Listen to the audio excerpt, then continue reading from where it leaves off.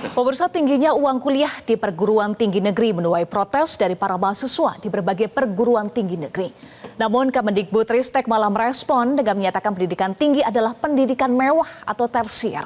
Hal ini seperti yang diucapkan oleh Dirjen Dikti Cicik Sri Cahyandari dengan alasan wajib belajar yang ditanggung oleh pemerintah hanya sampai 12 tahun atau sampai SMA saja. Untuk mengulasnya lebih dalam telah bergabung bersama kami pengamat pendidikan Indra Karismiaji. Selamat sore Mas Indra. Selamat sore Mbak Eva, apa kabar? Sehat, salam saya juga untuk Mas Indra. Mas Indra, pernyataan kuliah bersifat tersier ini justru terlontar dari Dirjen Dikti Kemendikbud. Sudah lupakah Kemendikbud akan tugas dan tanggung jawabnya dalam mencerdaskan kehidupan anak-anak bangsa, Mas Indra? Ya makanya kan pas kalau nama kementeriannya itu Kementerian P dan K.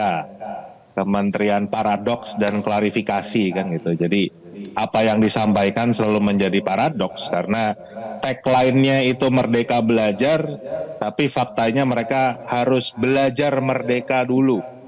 Karena gimana kita bisa bilang merdeka untuk belajar kalau biaya kuliahnya tinggi sekali. Tapi ada satu hal yang perlu diluruskan nih Mbak Eva nih. Sepertinya banyak masyarakat yang keliru tentang penjelasan Prof. Cicik tadi. Supaya paham ya, yang dimaksud dengan pendidikan tersier itu bukan sama dengan kebutuhan tersier. Tapi memang kami di dunia pendidikan menyebut kalau yang namanya pendidikan dasar itu adalah pendidikan primer. Pendidikan menengah sebutannya adalah pendidikan sekunder. Pendidikan tinggi kita menyebutnya adalah pendidikan tersier, tapi tidak sama dengan kebutuhan. Artinya bukan berarti pendidikan tersier itu menjadi kebutuhan mewah gitu ya. Itu kita meluruskan semua supaya paham. Nah, tetapi yang saya tidak pas dengan penjelasan Prof. Cici sebagai pejabat tinggi di Kementerian Pendidikan Kebudayaan Riset dan Teknologi adalah mengatakan ini mahal karena nggak wajib belajar. Ini berarti Kementerian Pendidikan Kebudayaan kita tidak paham kalau mereka punya kewajiban konstitusional untuk mencerdaskan kehidupan bangsa. Mencerdaskan itu artinya tidak berarti berdagang dengan rakyatnya. Ini kan kalau didorong semua menjadi PTNBH, berharap kalau subsidi pemerintah itu semakin berkurang dan PTN-PTN kita itu punya bisnis, ya ini kan sama aja mendorong pendidikan kita dikelola dengan mekanisme pasar. Ini saya menyebutnya neoliberalisme pendidikan. Itu sangat bertentangan dengan Pancasila dan Undang-Undang Dasar 1945. Bahkan ini bertentangan dengan hak asasi manusia. Jadi apa yang dilakukan sekarang ini pelanggaran HAM, Mbak. Karena di artikel nomor 26, Deklarasi Hak Asasi Manusia itu dikatakan pendidikan tinggi itu aksesnya harus terbuka berdasarkan meritokrasi. Artinya berdasarkan prestasi, berdasarkan kinerja, bukan kemampuan finansial. Baik, Nah kalau Mas sekarang di Indonesia ini yang bahkan tidak bisa mengkuliahkan anaknya itu mereka yang berpenghasilan menengah loh. Karena income per kapita kita kan di 75 juta. Itu kan 6.250.000 per bulan ya. Itu dengan sekarang IP dan UKT yang ada nggak bisa Mbak mengkuliahkan anak-anak. Gimana bisa kalau IP-nya, uang gedungnya tuh, uang pangkalnya aja di atas 75 juta. Iya. Bagaimana Soal biaya kalau kuliah ini, UKT-nya Mas di Indra. atas 20 juta? Itu sudah Baik. untuk penghasilan menengah pun tidak bisa. Gitu. Iya, soal biaya kuliah yang tinggi ini kan berawal ketika pemerintah menerapkan perguruan tinggi negeri berbadan hukum, perguruan tinggi negeri kemudian PTNBH, seperti berlomba-lomba ya menaikkan biaya kuliah mereka. Apakah perlu dikembalikan lagi kondisinya seperti sebelum diterapkan PTN berbadan hukum, Mas Indra? Yang paling mudah kita harus kembali ke konstitusi. Pasal 31 ayat 5 Undang-Undang Dasar 1945 itu mengatakan bahwa pemerintah memiliki kewajiban untuk mengembangkan ilmu pengetahuan dan teknologi. Jadi kalau di negara lain yang namanya perguruan tinggi itu fokusnya adalah riset. Riset, hasil riset baru menjadi bahan ajar buat mahasiswa. Kalau di Indonesia nggak ada risetnya, semua ngajar. Nah, akibatnya apa? Kalau di luar negeri, dana riset itu yang jauh lebih banyak masuk ke kampus daripada dana masyarakat. Jadi kalau di luar negeri itu seorang profesor mendapatkan posisi di sebuah universitas, itu dia harus membawa proposal riset apa yang akan dilakukan, sekaligus siapa pendananya. Pendananya bisa dari pemerintah, bisa dari NGO, bisa dari korporasi, swasta, bisa dari luar negeri.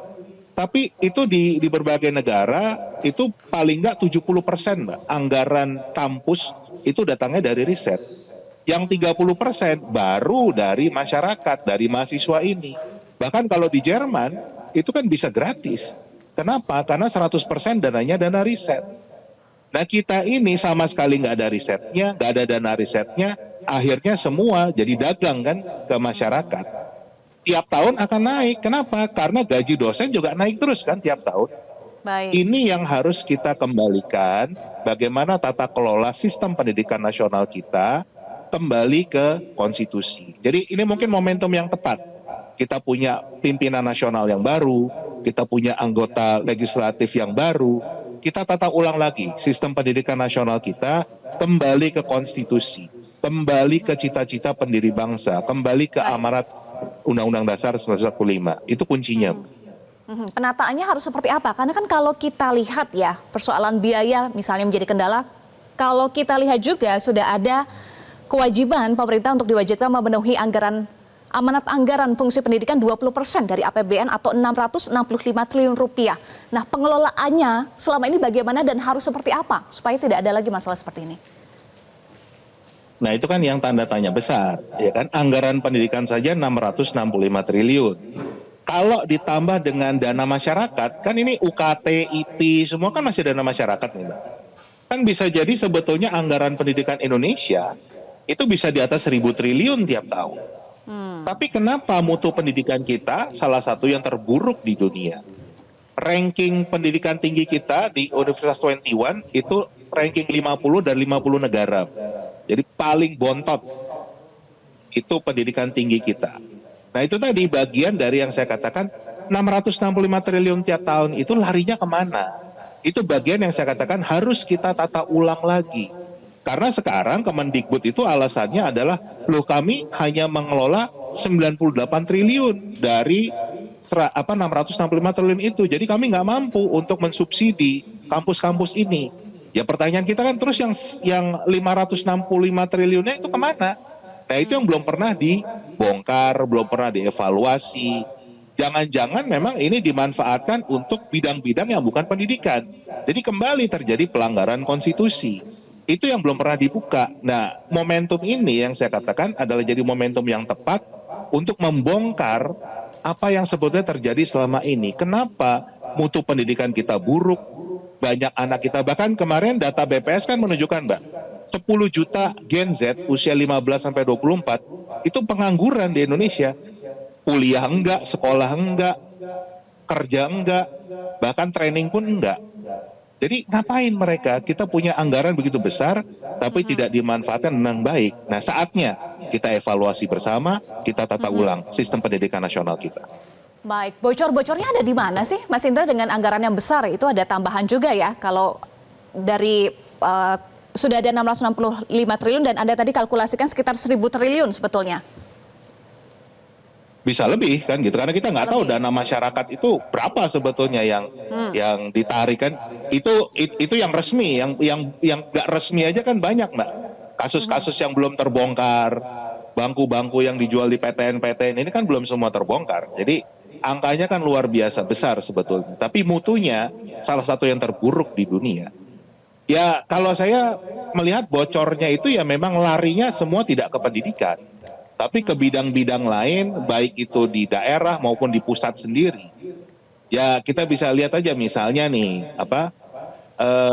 kan juga anggaran pendidikan ini lari ke kementerian-kementerian lain, misalnya Kementerian PUPR, yang tugasnya salah satunya adalah membangun sekolah, membangun kampus.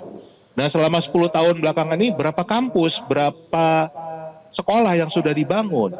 Jangan-jangan nggak membangun sama sekali untuk urusan pendidikan, tapi membangun yang lain. Kan ini satu hal yang mungkin saja terjadi, saya tidak menuduh, tapi itulah butuh dibuka, butuh dijelaskan kepada masyarakat. Kenapa akhirnya biaya pendidikan mahal, Dan kita Mbak Eva dalam waktu sebulan kita pasti akan ngobrol lagi kisruhnya PPDB zonasi yang tiap tahun menjadi agenda kita bersama, tapi nggak pernah ada solusinya. Lihat aja. Kenapa? Karena sekolah nggak pernah dibangun oleh pemerintah. Gitu.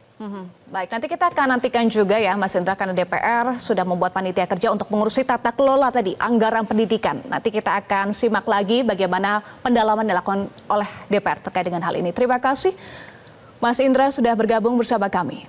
Jelajahi cara baru mendapatkan informasi. Download Metro TV Extend sekarang.